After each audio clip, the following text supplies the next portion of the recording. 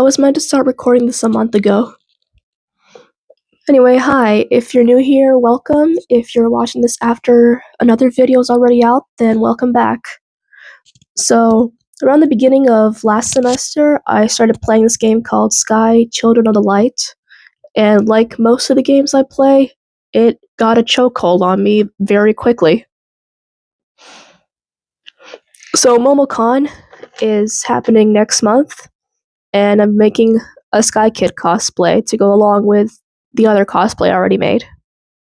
Gonna be making a cape, a mask, and then if I have time, I'll figure out what to do about a base outfit. Since I started recording this late, I'm already halfway through the actual cape part of it. It's a crochet cape, and I'll just pull that out here. Behold. So as you can see, it's the red cape from the Valley of Triumph Spirits, and it's going to be the second level of the cape with the gold trim on the end of it. I finished the first half of the cape, so right before it starts splitting off, I just kind of eyeballed where I wanted it to stop before splitting off. So next step, I'm gonna have to do math again to figure out where this splits.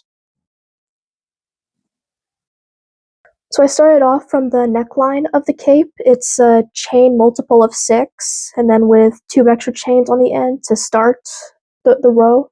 That's not going to count as a stitch, but it'll prepare for starting a row of double crochet. The entire cape is going to be double crochet besides the border of it, and each row has 6 increases so that it kind of has a wing shape. And so it's wide enough to go around your body. And I just continued doing the increases for the entire length of the base instead of stopping at some points, so that it would continue to extend out like the wings. I did take a few in-game reference photos and videos for where the split should go and how big each of them should be. So I'm going to put some of those up over here. Anyway, I have to get to campus now, so the next time you see me, I might have the beginnings of the splits done. Alright, so here's the cape in all its bright red glory. So the bottom edge is 330 stitches across, so that's 6 sections of 55 stitches each. It's also 42 rows of double crochet. That'll be important later. Alright, so as for the actual divisions of the cape, I'm going to put up a diagram. So as you can see, there's a bit of size variation between the wedges of the cape. At the outer sides of the cape, it starts with 3 smaller sized wedges, and then after that, it's 3 medium sized, followed by 2 large ones and a large center wedge before it goes back and decreases in size on the other side. I estimated that each of the medium sized wedges was about 1.5 times the width of the small wedges, and the large wedges are about 3 times the small, or about twice the size of the medium. I also left 2 empty stitches in between each wedge as a sort of divider space, since I'm doing the golden border on top of that and it needs space for that, which left me with 298 usable stitches. So with the size estimations for all the wedges, it comes out to about 30 times of the width of the small wedges. And so once I had that, I divided it and it came out to just under 10 stitches wide, which is what I'm going to be using as my number for the small wedges. Since there's 6 small sections total, that adds up to 60 stitches total used on the small sections, which brings us down to 238 stitches left to use. The medium wedges are 1.5 times as small, so I put those as 15 stitches each, and there are 6 of those, so that's 90 stitches used for that, which then brings me down to 148 left.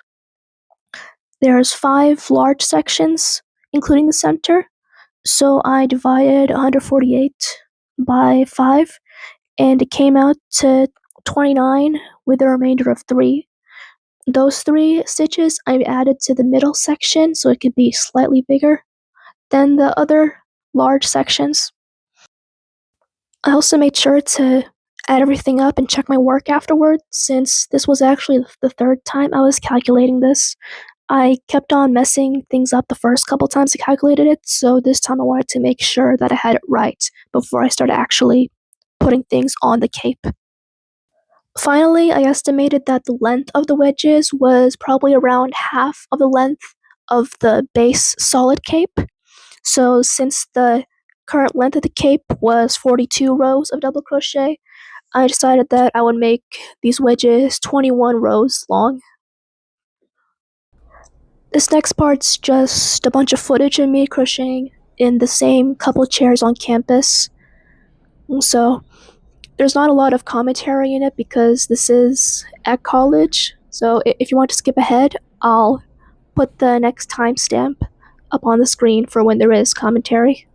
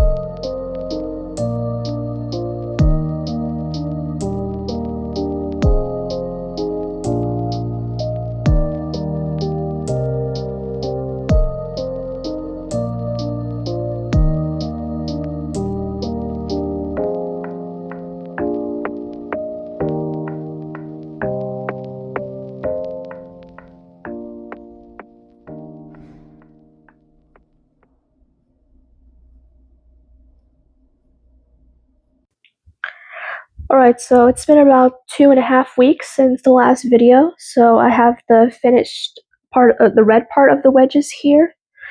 It's pretty big right now, which is great because that means I don't have to make it any larger. I'm about halfway through the 6th skein of red yarn at this point. So now at this point I'm going to start doing the border.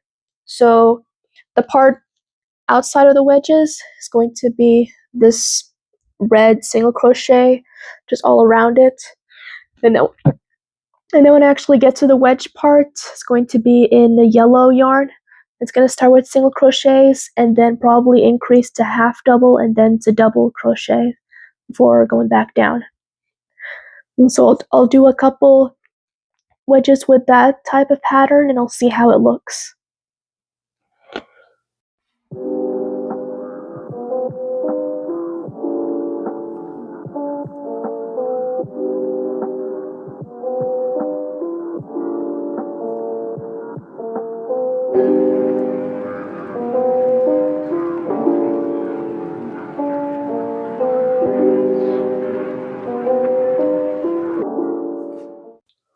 So now the next day, I did the entirety of the red part of the border already, and I did a couple of the wedges of the gold border. Took a few times to figure out how I wanted to do these inner corners because it kind of sucks, but I got something that works well enough. And so I'm gonna continue doing that the rest of the way around, and then I'll probably go back a second time and do another row of yellow just to make it thick enough. Alright, so I'll check back in at the end of this round. So anyway, I finished the first row of the golden border. This is really large. So yeah, so there's 7 rows bordered with single crochet, then 7 rows bordered with half double crochet, and then 7 with double crochet. And so for the second row of the border, I'm going to do slip stitching at the bottoms of each of the wedges so that these still curve around fine. And then about half of this is going to be single crochet, and the other half is going to be double crochet.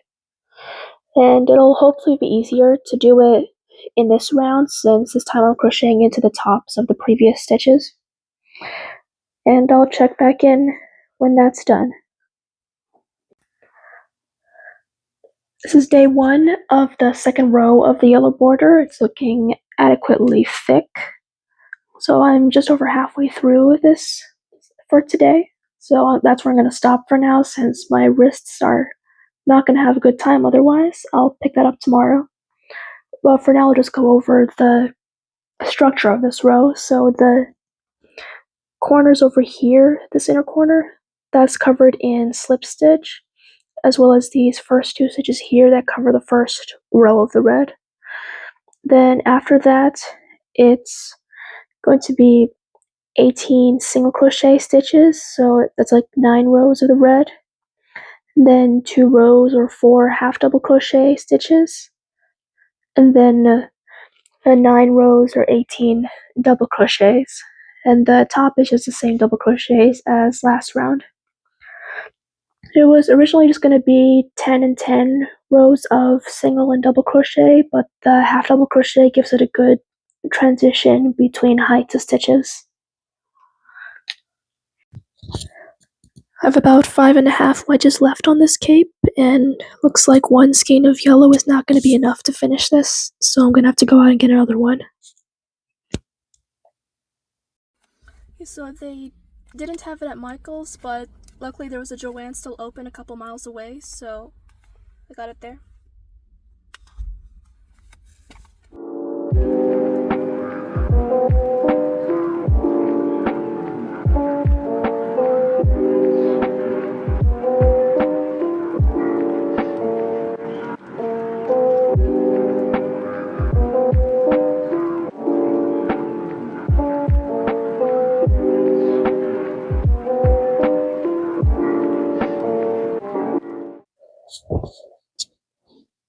It's done.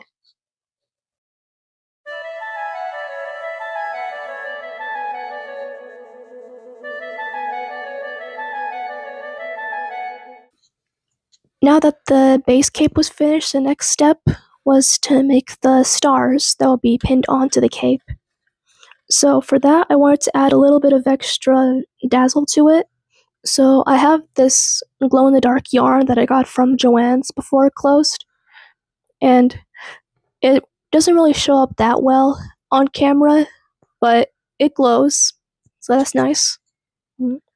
So I started with doing a crochet in the round of 8 single crochets, and then the round after that was an increase into each stitch so that it will be 16 stitches total. In the third round, I started by chaining 5, then skipping the first chain and doing a single crochet, half double crochet, double crochet, and treble crochet into each of the following chains. Once the treble crochet was done, I slip stitched into the third stitch from the original, so that total that point would take up 4 stitches out of the 16. and then I slip stitch into the next stitch and repeat that process 3 more times. I'm only doing the first level stars, the regular 4-point ones, because I haven't figured out how to do the upper level stars yet. So that's for future me to worry about. Anyway, after that, I have a bag of pin backings that I got from Michaels. So I put some tacky glue onto the base of those and I stuck the finished crochet star onto that and let it set. I tested the stickiness after and it seemed to hold fine, so once all those were done, I pinned them onto the cape.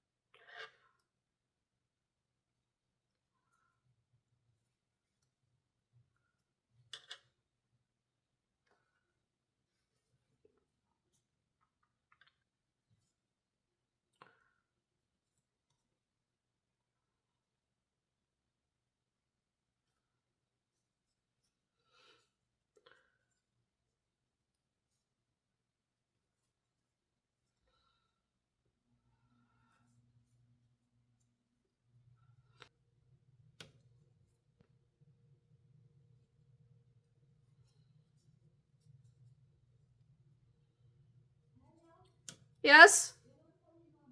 Okay.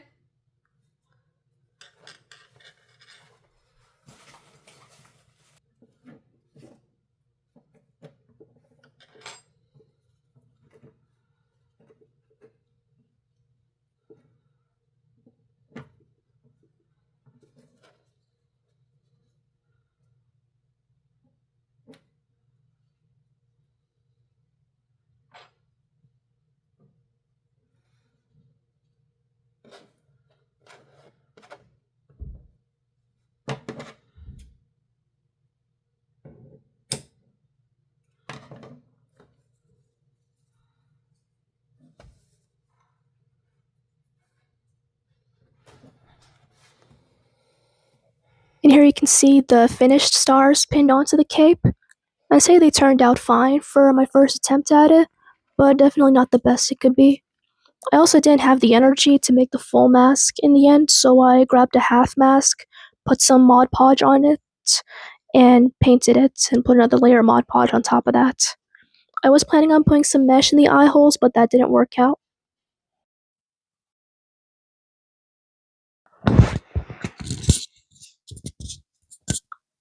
It's been just over 4 weeks since MomoCon finished. The first couple weeks I was finishing up my rotation, so I didn't have any energy to record.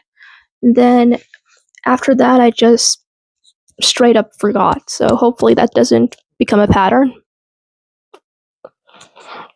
And so I'm just going to go over a list of things that went fine and things that I still need to work on in the next part of the video.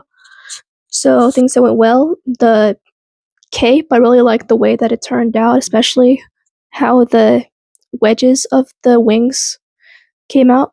It was a decent weight and it fit fine when I was wearing it during the con. Other than that, the temporary mask that I have, that was also fine. I am planning on making the actual full mask at some point, which leads me into things to work on. First up, the full mask. And so I have the foam clay for that, but since I didn't have the energy to make that before the con, I'm gonna work on that at some point soon. It's gonna shape that full mask, paint it, probably put some mesh for the eyes. I'm also gonna put some sort of mesh for the eyes of the half mask, just so it looks more complete. Second thing, I'm gonna put some kind of felt or other stiff material behind the points of the crochet stars, since those ended up curling in over time, and I had to keep on straightening them out. Other than that, I think the other stuff I'll have left is more prop related, so probably crocheting some more props like a plush crab or a krill, and then also painting one of the candles that I have, painting it red just so it matches the red candle in game. Right? And so with that, I think that's the end of this video. This is part 1 of making a Sky cosplay, and hopefully I'll record the next part soon.